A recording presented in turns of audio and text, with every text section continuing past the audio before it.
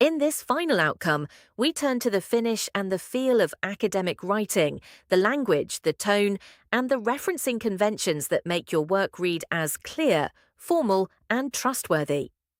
So, what actually makes writing academic? It comes down to a set of shared conventions that keep ideas clear, formal, and credible. We'll look at three of them. Accuracy, meaning correct standard English, style and register, meaning language matched to the task and reader, and referencing, meaning you acknowledge your sources consistently. These aren't fussy rules for their own sake. They're what let a reader trust and follow your work. Standard English is simply the formal, widely accepted form of the language, with correct grammar and spelling. In practice, that means full sentences rather than notes, and normally no contractions. So you'd write do not rather than don't. Slang and text speak are out. And here's the reassuring part. Standard English doesn't mean cramming in long words. It means writing that is correct, clear, and formal. It helps to see the swaps side by side. Where you might casually write can't or won't, use the full cannot and will not. Instead of info or an abbreviation, write the words out in full. Trade a wall of bullet points for flowing, linked paragraphs, and swap a phrase like a big deal for something precise, such as significant. None of it is hard. It's mostly a matter of noticing your everyday habits and lifting them up a notch. A few terms to have straight. Standard English is that agreed, formal form of the language. A sentence fragment is an incomplete sentence, missing either a subject or a verb, and it's something to avoid in formal work. Register is the level of formality you choose to suit the task and reader. And proofreading is that careful final read to catch errors before you submit, so please never skip it. Let's rewrite a scruffy sentence together. The informal version reads, "Loads of small biz don't make it 'cause they run out of cash. It's a big problem." The problems pile up, with slang like loads and biz, a contraction, the word 'cause, and the vague big problem. The academic version becomes, "Many small businesses fail because they run out of cash. This is a significant problem." Same meaning, but now it's formal, complete, and precise. Reading your work aloud is a great way to catch that informal wording. Academic tone is measured and objective, rather than emotional or personal. Lean on evidence rather than feeling, so "the data suggest" works better than "I really think." Use cautious language where it's honest to do so, words like may, tends to, and suggests. And steer clear of sweeping claims like "everyone knows" or "this proves," because they promise far more certainty than any single essay can actually deliver. Register is just how formal or informal your language is, and you already shift it every day. You'd text a friend one way and email a tutor quite another, same you, different register. Academic writing asks for a formal register throughout. That said, you can adapt a little to the format, since a report can be slightly more direct than a flowing essay. Here's a set of everyday phrases alongside their academic cousins. Loads of becomes many or a large number of. A big thing becomes a significant factor. Get worse becomes decline or deteriorate. Find out becomes investigate or establish. I reckon becomes the evidence suggests, and a woolly kind of becomes to some extent. The same ideas, just lifted into a formal register. Your main reader is your tutor or assessor, but the trick is to write for an intelligent reader who isn't you and can't read your mind. Explain your terms and don't skip steps in the argument just because they feel obvious from where you're sitting. A good test to keep asking is, would a sharp reader who wasn't in the room still follow this? If the answer is yes, your writing is clear and properly signposted. Here's a quick sense of what to do and what to watch. Do write mostly in the third person, use precise vocabulary, support your claims with evidence, and keep your sentences complete. Take care with personal opinion, words like "I feel" or "I love." with emotive or exaggerated language, with rhetorical questions standing in for real argument, and with humour, sarcasm, and slang. It's less about sounding stiff and more about staying credible. Let's tune one sentence for an academic audience. Too informal. Social media is awesome for cafes and everyone should just use it. Too vague the other way. Social media is a thing that can help cafes a bit. The academic version lands in the middle. Social media can be an effective, low-cost marketing tool for small cafes, although its impact depends on how it is used. It's formal, precise, and suitably cautious, and it opens the door to further discussion. Referencing is how you show where your information and ideas came from.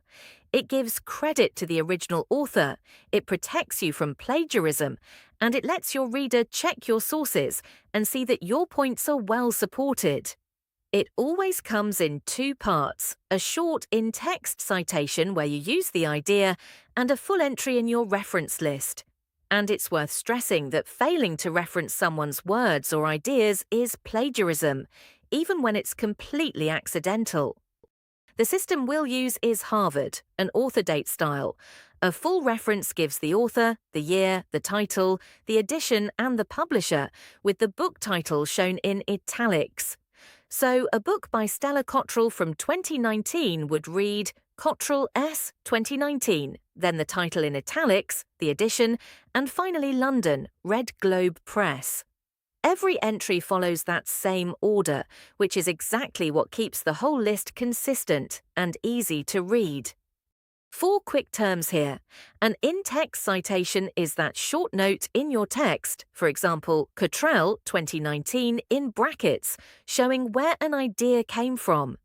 The reference list is the full alphabetical list of everything you actually cited, sitting at the end.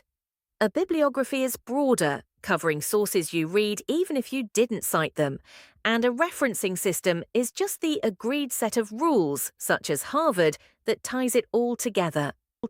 The citing process is a tidy little loop. As you research, note the author, year, title, and publisher. When you use an idea in your text, add the author and year in brackets. Then list that source in full in your reference list.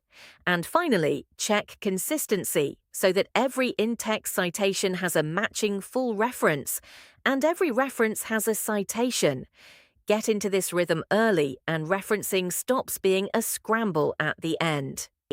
Good academic work draws on a range of sources, not just whatever came up first online. The most reliable site near the top of the pyramid being peer-reviewed journals and academic books.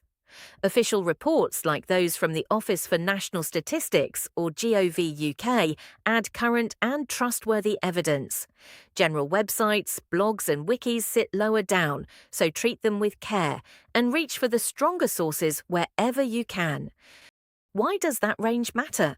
Because leaning on a single source, or only on websites, quietly weakens your argument. Books and journal articles are usually checked by experts, which makes them more trustworthy, and official reports give you reliable, up-to-date facts and figures. A good habit is simply to avoid an assignment that references nothing but websites.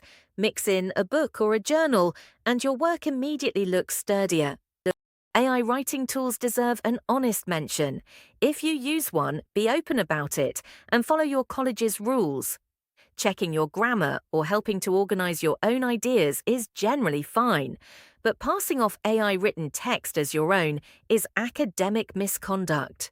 Because AI isn't really a citable author, the expectation is that you declare its use and cite them right, along with most universities, now gives a short format for saying which tool you used and how. When in doubt, ask your tutor first. Let's tie a citation to its reference. In your text, you might write, planning an answer before writing improves its structure, and then, in brackets, Cottrell, 2019.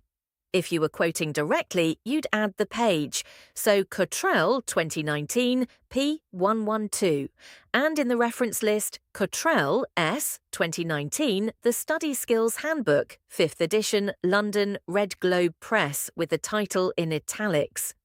The citation and the full reference match, and every source you cite appears once in that list. The golden rule is one system, used everywhere.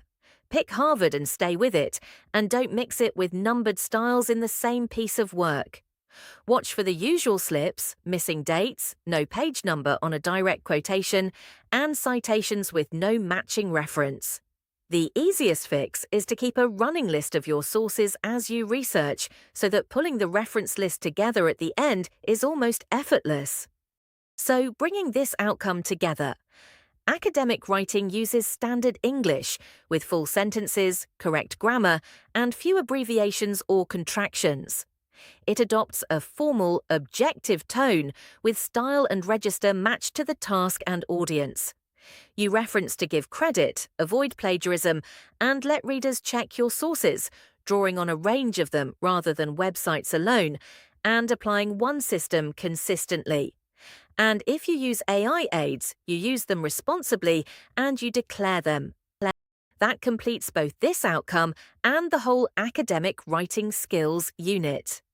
To keep building, the reading list is a real treasure trove, with Pears and Shields' Cite Them Right being the go-to guide for Harvard referencing, while Bailey's and Godfrey's books cover academic style and writing for university beautifully. The Manchester Academic Phrase Bank and Cite Them Right Online are both worth bookmarking for everyday use.